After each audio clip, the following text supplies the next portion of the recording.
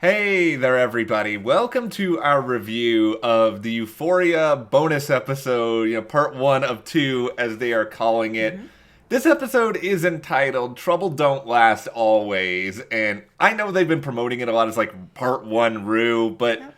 Trouble Don't Last Always is just such an important line in this episode. We're Yep. gonna talk about that.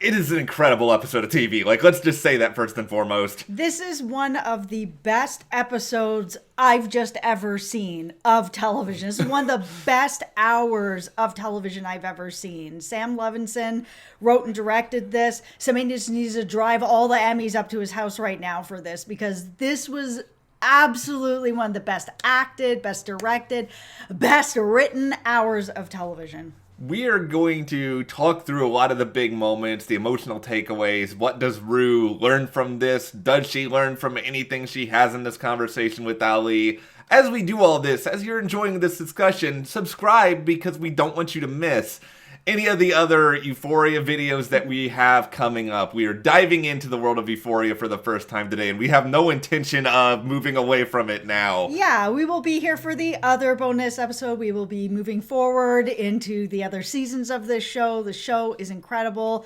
We are all in on it. So we're going to be having a lot of also not just reviews, but theory discussions, sort of where the show could be going moving forward, sort of dive into some of the smaller stories that are going on, where they could be going. There's a lot more that we do at this channel besides reviews. So make sure you're subscribed.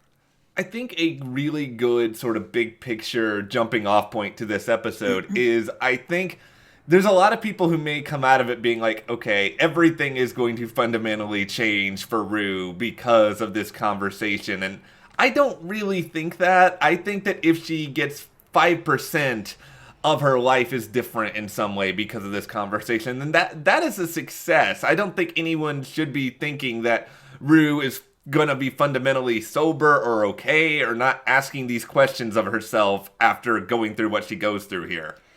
I do not think that one conversation is going to be the thing that's going to change things for her. I think that it allowed her to have a little bit of self-reflection, but I mean there was a lot in this conversation as well where, and he called it out too, that she was lying to him, lying to herself, like lying to everybody, even lies that she knows are lies, but in some ways she just believes are true because she wants to beat up on herself and wants to punish herself and wants to be in this frame of mind because it allows her to then do these things, continue taking drugs and do these things and be in this place because, sort of like Ali said, it's like it's an excuse that you're, the things you have done are unforgivable, so you might as well keep doing them.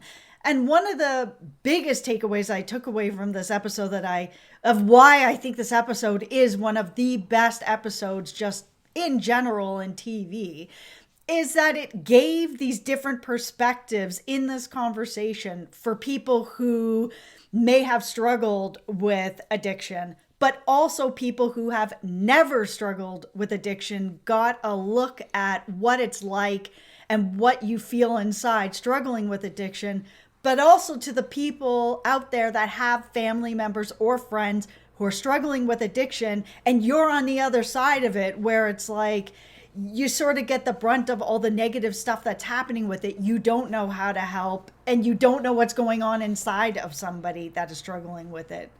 It's interesting that they call this a bridge episode because it's sort of a bridge between season one and the eventual season two we're going to get, but it's also sort of a bridge to viewers where if you're not somebody who has struggled with addiction, maybe you've at least struggled with questioning your identity or questioning your humanity and whether or not you are a good person or not. And there's such a great moment with Ali and Rue talking about that and their own demons and things that they've battled.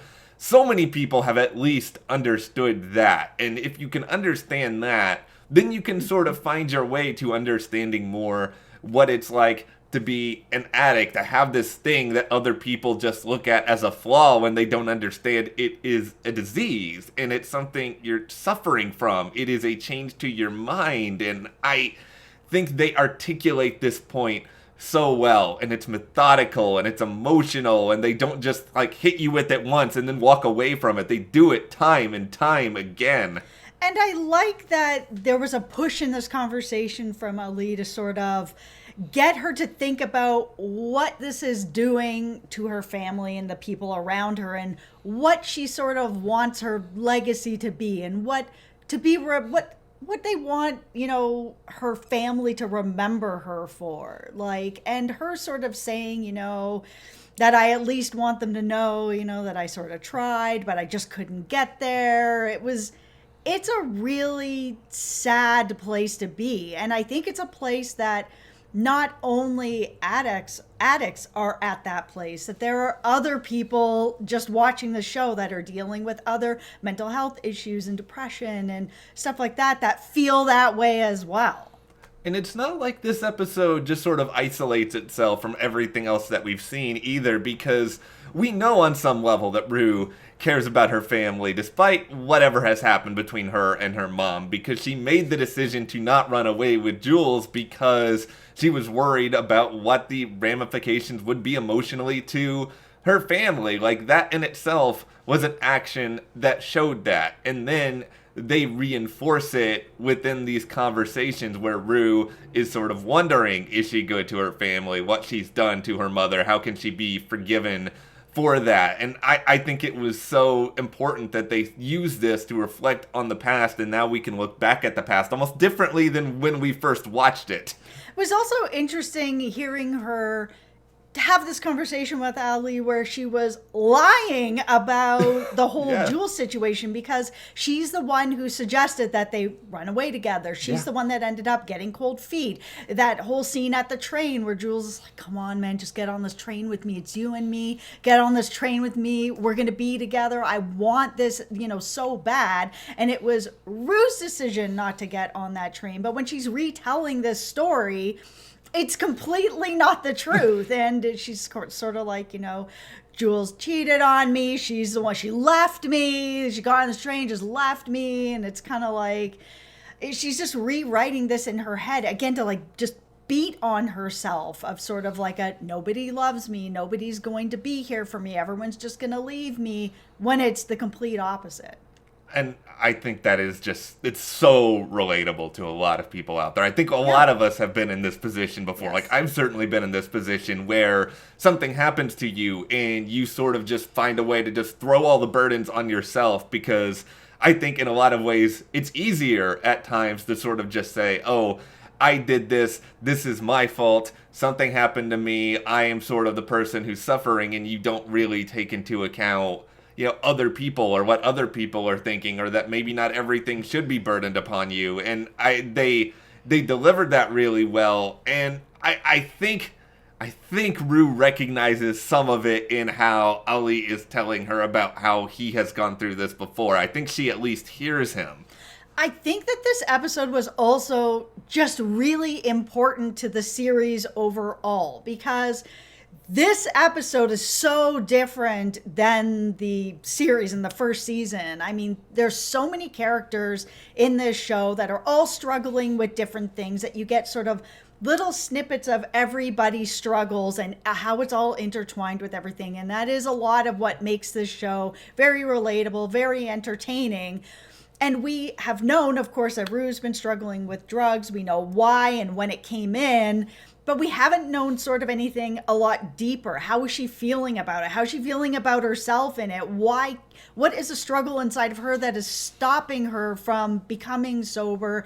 What is it with her relationship with Jules? Is she just moving her addiction over to Jules, or does she, also love Jules? Or is it like, what is it that's going on inside of her? And because this is such a serious topic that this character is going through, I think we really needed this deeper look at what's going on inside of her and what is the struggle and how is this struggle happening to her? Because for a lot of us that haven't dealt with drug addiction or, family members that have people who are going through it, that we don't really understand what's inside of you. I think this was really important, especially since this show has a very wide audience. Yeah. It's not just young people watching the show, but for younger people, you may not have sort of that life experience yet to have come across somebody that's dealing with this. Yeah, and I think maybe in that way they can sort of listen to Ali, and Ali can be sort of not a spokesperson for them, but somebody who can be just a voice, and a voice that hopefully they can take in that 5% of. And this is the thing about this episode logistically that's interesting, in that we know that this was sort of created and filmed within the context of a pandemic, and that's not really addressed in the episode per se, but if we weren't in this situation in the world, I don't know if this episode would have happened. I don't know if they had planned to do something like this regardless, or if this is sort of a placeholder until they can do season 2 the way that they want to do it. But I'm grateful that they took the time to do it this way, because these are the episodes of shows that I love. If you have great actors, and they do, you've got Sam Levinson, who is incredible, and that's all you need. You just need people at the top of their game to deliver something to you. You don't have to do too much. Yeah, these episodes where it's sort of focused in on just a couple of characters, sort of all in one place, like Breaking Bad, that episode The Fly. These are these amazing episodes that really stick out because it gives you a bit of a deeper dive. And I think it's just also, it gives you a chance to reflect and actually sort of feel more towards these characters. Because in real life, guess what? You're not having a 3-minute conversation with somebody and then that's it. You're sitting down, maybe at a diner while you're having breakfast, and you're talking to someone for 40, 45 minutes. And we've been there when you're having a conversation and you lose all semblance of time, and you sort of lose track of like who's sitting around you or you just get fully entrenched in that world. And this episode does that. It was also really good to get to know Ali, because we just haven't really known a lot about him. Just that he's someone that's been there for Rue, who's a sponsor for Rue, who has, stepped up to be that person if she wants it. And, it's also interesting that she is there having this conversation with him, but at the same time saying, I'm not ready to get clean. I'm not interested in getting clean. I didn't call you because I don't want to be clean right now. And I think it's still good that we hear that perspective. It's still good to also hear her say that she's not, that her demons are still there. And I don't mean this in the sense that I want those demons to be there. I mean it in the sense that one conversation, like we alluded to earlier, isn't going to change things. This is a process. The show is being realistic. I think so many of us were rooting for Rue to find her way through this, but it's going to be a culmination of things that eventually come down to what she's wanting to do and what she's able to do. And if she has more people going to bat for her, it is a really, really good start. And especially her understanding what her actions are doing to people around her and how she can empathize and try to find ways to sort of understand their experience and mold that a little bit into her own. Well, the other thing I'm really glad that this show is not going into is that love can save addiction, because that is untrue. And this whole thing of where Rue decides not to go with Jules, and she sort of has that, daydream at the beginning where she did go with Jules and their life is really great and she's feeling really awesome. And then Jules goes off to this job interview or school interview. And then you see Rue in the bathroom doing drugs. That it is in her mind that she understands that love and Jules is not the answer of how she's ever going to get sober. It's not one and the same. Somebody doesn't save you. You have to make the decision yourself, and you have to get to that place yourself. And by her not getting on the train, I know there was a lot of us out there that were just like, get on that train, you guys go and live your life together. But it's just not realistic. And it's not realistic in this world, because in the world of Euphoria, they really are making this very real, especially with this episode.